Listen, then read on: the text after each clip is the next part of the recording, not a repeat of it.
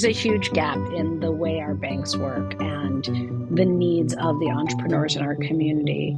The biggest challenge is when they are in a geography, demographic bracket, or a business type that the bank decision makers are not familiar with. It's automatically deemed high risk.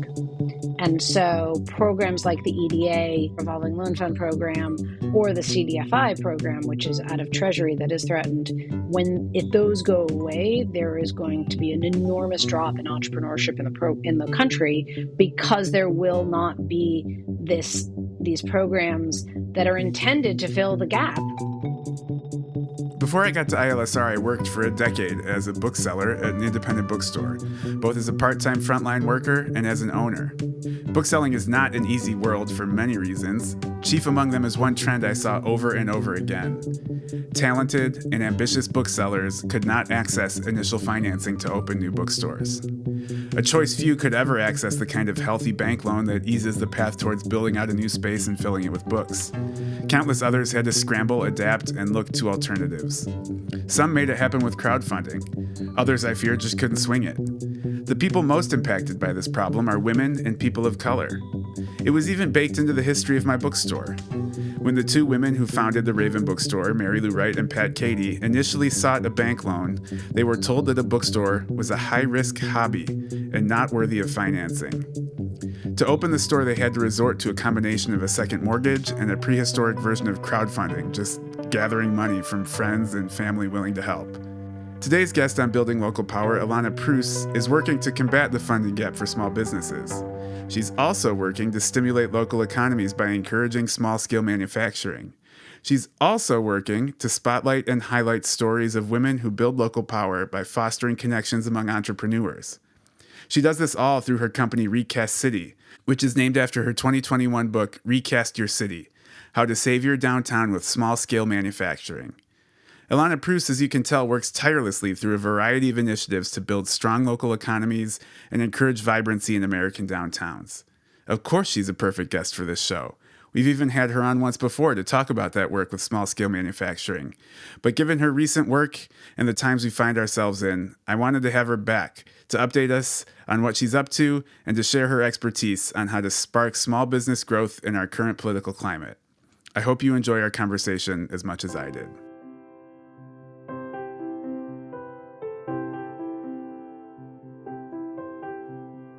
Ilana Preuss, welcome back to Building Local Power. We're so glad to have you. I've done a bunch of reading about you and your work. I think one way I would describe you as a champion of local champions. That's a good one. Yeah, I have to credit my boss, Reggie, for that one, but I totally agree. He's right on. How did you come to this work? Like, how did you get interested in it? What's your origin story for your work with local leaders in city planning? When we call it my origin story, I get to feel like a superhero. I came at all of this from loving places at the most basic way. I grew up wandering places, wandering downtowns, and I always appreciated in some intrinsic way a place that felt loved. It didn't matter if it was a big city or a small town. And somehow that manifested itself in really seeing the great in every place.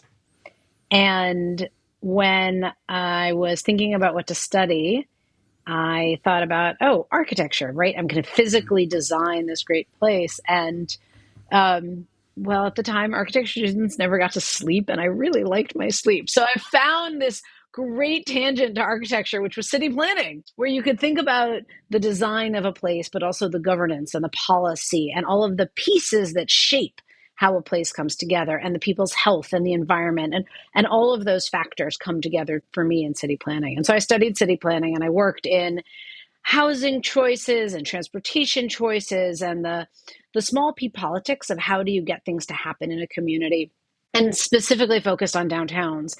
And over the years, I realized that we can talk about these great downtowns, we can talk about zoning, we can talk about policies for transportation, but we never talked about the small businesses. We never had a conversation about, well, what kind of business should be in that kind of storefront that makes this place reflect the culture of the community, reflect the energy and the uniqueness of the community, and brings that economic resilience and stability that we know places need. And why are some places not getting that? And why are some places sort of deemed not worthy of that investment? And some places the businesses are deemed not worthy of that investment. So I went down this great rabbit hole trying to understand all of that. And I came out the other side being completely obsessed with what I call small scale manufacturing businesses and the impact that they have on downtowns and neighborhoods, big cities, small towns, and everything in between. We'll get to small scale manufacturing much more later on. In addition to the previous episode of Building Local Power that you recorded a couple years ago, we'll link to that in the show notes. I have to wonder, you mentioned these great places where you felt loved growing up. Do you want to shout out one or two of those specific places? I actually, most of my life grew up in the suburbs, but I remember visiting my father's family in New York City. And, how you just sort of randomly cross the street and see some small shop and being able to pop into a place and buy a bread or a bagel and just the energy of that, or going to a small town in Colorado and just getting to see the energy of that mean street in that town, and that just made a really big impression on me. I also am a product of the suburbs, but I had the same kind of awakening when I moved to Lawrence, Kansas, which is this great kind of walkable college town with a really active main street. Let's get into your work. I think a really great way for our listeners to learn more about what you actually do is to talk about some success stories. In December, you announced the inaugural Spark 10, which you recognize leaders for, quote, their roles in sparking catalytic change in their communities. One thing I noticed, and you talk about, is that they're all women, which you explain by saying women are often the source and instigators of economic growth, but their stories are rarely the ones told so widely. So why don't we correct that a little bit and tell the stories of some of these inspiring women? Who are some of the folks that are in the Spark 10? So we selected a group of women who are really pushing the edge of what we see for local success, all connected back to small scale manufacturing ultimately, but all doing it in their own unique way. So we have people creating space for small business success, like Anna Urzua in Santa Ana, who is running a cooperative incubator. She has a program to incubate cooperatives in her predominantly Mexican and Mexican immigrant community, building off of what she knows from the communities in Mexico and creating more economic stability for her community. She also helped participate in a group of people that helped launch a community land trust to be able to control some of the fate of property in their community. There's also Kiyomi Rollins. She's in Atlanta, and she has created really a mutual aid space in her neighborhood in Atlanta that has the coffee shop, but also has the tables where people can come together in the community, but where they also teach business development classes, where they also do celebrations, where they also have won a grant to give out micro grants to small businesses within the community as well. And then there's folks like Jen Fagel, who created a commercial shared kitchen in Boston that is not just a traditional commercial kitchen where people can come in and pay for a few hours of space a month to grow their business, but also has started doing contract manufacturing to break into the regional distributors, because that's been the biggest barrier, is getting the small producers into the distributors. And by doing some manufacturing, they're opening up the door for other folks in the community. Those sound like really amazing stories. I wonder, how did you come across these folks in order to highlight them? It was really just a phenomenal opportunity. We announced it. We announced it to our list. We announced it to our social media. And the thing that was really the most exciting to me is that I knew very few people who were nominated on the list. It was really our broadest network saying, oh, people are worthy of recognition, and they actively stepped in and nominated somebody from their community. Every once in a while there was somebody I knew who did the nomination, but it was very rare. One of the really exciting ones was somebody I've known since I was 13 years old. He nominated somebody, he lives in Pittsburgh, and nominated somebody in the Pittsburgh community, Nisha Blackwell, who is a business owner. She owns a small scale manufacturing business creating bow ties and women's fancy bows called lavaliers. And just this amazing small community that you can get wrapped around a place once you start seeing those connections. I'm glad you bring up connections because I think a lot of the examples, it strikes me that these are people connecting other people. They're kind of like bridge spaces, whether it's connecting folks to an industrial kitchen, connecting folks to each other for mutual aid. I think one of the reasons why I was interested in this project is because it sounds like people are building local power. That's exactly what they're doing. That's the concept of our show. Can you talk about what you see as the role of this kind of connection in the act of building local power? Absolutely. I think at the most basic level, when you see it happening somewhere else, you see that it's possible in your community too. And so the more that we are telling the success stories and telling the stories of the heroes who are making these successes happen, I think the more that you can look at that and say, oh, I can do that too. That makes a lot of sense. Or even better, you pick up the phone or you pick up the email and you send that person a message and say, hey, I love what you're doing. Can I learn from you? So a lot of what we also do in our work is make the connections between the practitioners in different communities who are interested in small scale manufacturing and creating those strong connections and connecting them up with the people who've done that work before so they can say, oh, you've done 80% of the work because you have a model that works. I just need to customize 20% of it. And that is going to jump us to implementation in any community so much faster. And I think your work in compiling and promoting the Spark 10 is facilitate. It's doing exactly that. It's bringing attention and awareness to these folks that are doing the amazing work, perhaps in hopes that it would spread. Speaking of, we'll have information in the show notes about the whole list of these great folks. Another aspect of your work is working on the racial funding gap for small businesses, which is I think is really important. I come from the bookstore world. I wrote a book called How to Protect Bookstores and Why, which profiles 13 different bookstores across the United States and in Canada. And one of the things I kept coming across is these folks found it really hard to find startup capital to open a business, especially women, especially people of color. And this is something you have worked on, in fact, with ILSR. So you teamed up with ILSR in the past couple of years for a program called Equitable Lending Leaders. Can you tell our listeners about that program and what you and ILSR learned about how to get more small business funding to entrepreneurs who traditionally haven't been able to access it? Our focus is really on access to capital. And that's what it all comes down to, exactly what you were describing. How do we improve access to capital across the board with a focus on people who haven't had that access in the past? And so that might be a geographic challenge, right? A lot of rural communities have never had access or they've lost their access to local banking. And so they can't access that now. There are a lot of different populations within our bigger cities that either have a history of broken trust with the financial institutions or have never had access to it. And the question we asked was, how do we help some existing systems improve the way they do it? They are providing that access to capital. And so this program was specifically through the U.S. Economic Development Administration's revolving loan program and working with the RLF grant recipients, that's what they're called, who give out the loans within their regions to learn how to improve their outreach and their underwriting to help reach more people. Again, working in those connections, being the bridge between the folks who need the capital and the programs that might provide it. Thinking about those programs, it sounds like the EDA's revolving loan fund is important for this work of helping to connect entrepreneurs to funding outside of the kind of traditional private banking apparatus. It's certainly programs that work on closing these gaps, whether it be racial gaps or geographic gaps, seem to be at risk of losing their funding these days. And we hear stories about it every day. So what would be lost if this federal funding for entrepreneurs unable to access traditional bank funding were to dry up or be eliminated? There's a huge gap in the way our banks work and the needs of the entrepreneurs in our community.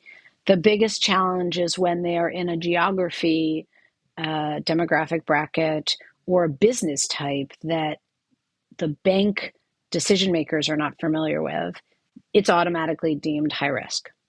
And so programs like the EDA, Revolving Loan Fund program, or the CDFI program, which is out of Treasury that is threatened, if those go away, there is going to be an enormous drop in entrepreneurship in the country because there will not be these programs that are intended to fill the gap, this acknowledged gap between the needs of a lot of entrepreneurs and what the private sector banking community is willing to do.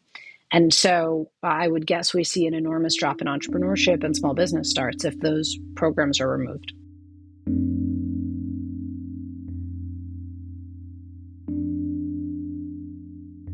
I think another question I have about the kind of current political climate. You're a longtime advocate for small scale domestic manufacturing. Anytime I hear domestic manufacturing, I think tariffs, because A, they're top of mind for basically everybody. B, ostensibly, the role of a tariff is to encourage domestic manufacturing. So, from your stance as an advocate for small scale domestic manufacturing, are these high tariffs the way to encourage it? I think the question I would answer is, if the tariffs are going to be there no matter what are we doing about it? Because historically, there were points where we had high tariffs, but at those points we had major domestic investment in industry, and we're not getting that piece. And one of the challenges, I just wrote an article in Governing Magazine about this. One of the challenges is that large scale manufacturing takes many years to move and build and get off the ground. And we are very likely within a month to have sort of a dire situation in terms of production and distribution because of the tariffs. So I believe that state governments need to step in and really invest in small manufacturing, really focusing on businesses with fewer than 50 employees, and in many cases, fewer than 20 employees who have capacity to create products domestically. These businesses pivoted overnight during the pandemic to produce the emergency protective gear that we needed. And I believe now is the time for us to turn to them again in this moment where we are about to be in an emergency situation with products, to, in fact, invest in them and help them retain and expand their capacity for production to respond to the needs that we will have. So, in your eyes, the fact that large scale manufacturing takes so long to get set up and ramp, it might take 3 years to build a major Panasonic chip plant, but a small scale manufacturer with less than 50 employees, you think their kind of flexibility and small size makes them able to respond quicker? Yes, they're more nimble, they can customize faster, and they can be responsive overnight.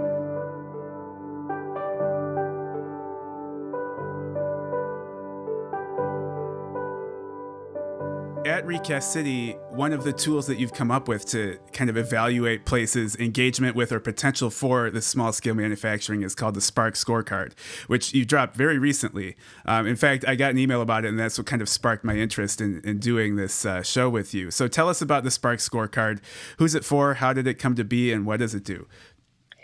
So the Spark Scorecard is a tool for any community to step in 10 minutes and get an understanding of what's working well in their support for their small scale manufacturers in their community. What kind of assets do they have in their entire community, their ecosystem, right? Their entrepreneurial ecosystem within the area, in terms of space for these businesses, training to grow these businesses, capital, like we were talking about, for these businesses, and then telling their story, PR, and so it can be replicated. And the scorecard is 30 questions for every community to answer, and they get a score to see how they're doing, and they get to select a set of recommendations based on their answers of what might be the next 3 things to work on within their community to strengthen the ecosystem of support for their small scale manufacturers. The thing that people need to note in the world of the score is only based on support for small scale manufacturers. So some people end up with a 10. It just means that you're just starting your support for small scale manufacturing. It's not that your economy is in a bad place. It's specific to this sector. And when you envision the person who is answering these 30 questions, is it a city councilman? Is it an average resident? Is it a mayor? It's going to be somebody who has knowledge about the local economic programs within the community. So we're often seeing people in the economic development department answer it, a mayor's office or a city council office. It might be Main Street or downtown authority who's leading it as well, or a small business development center, somebody who has a sense of that broader broader scope. The chamber is often looking at it as well. And, you know, it's also an interesting experiment to give it to a number of people, ask a number of people in the community to do it, to see how people perceive what's out there.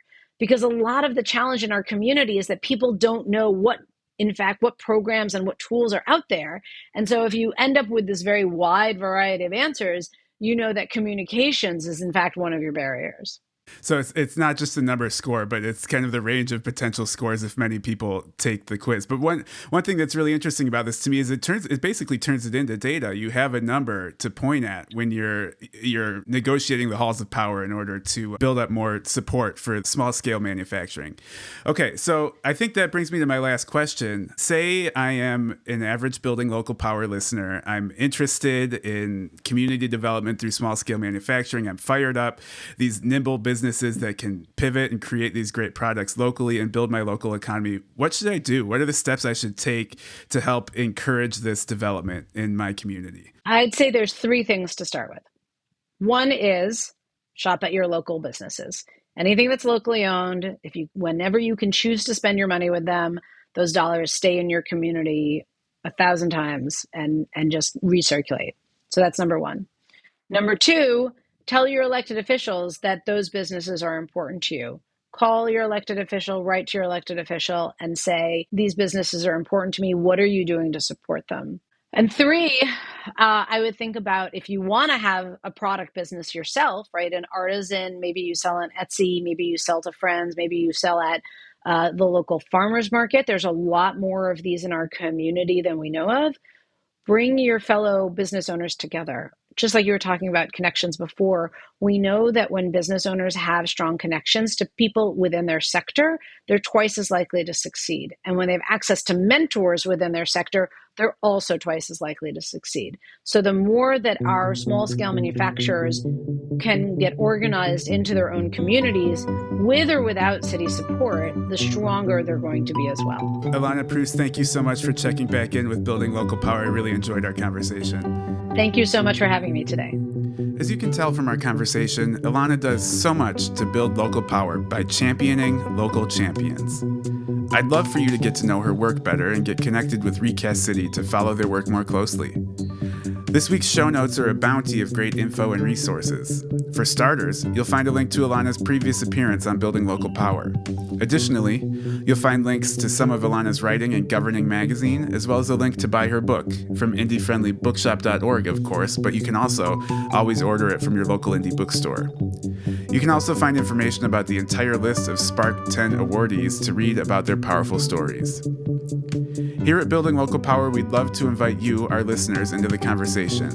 If you have thoughts about this or other episodes, ideas for future guests, or if you just want to get in touch, send me a note at buildinglocalpower@ilsr.org. And, as always, if you like what you hear, please like, subscribe, review, and share with your friends. This episode of Building Local Power was produced by me, Danny Kane, with the help of Reggie Rucker. I did the editing with help from Taya Noel, who also composed the music. Thank you so much for listening, and see you in 2 weeks.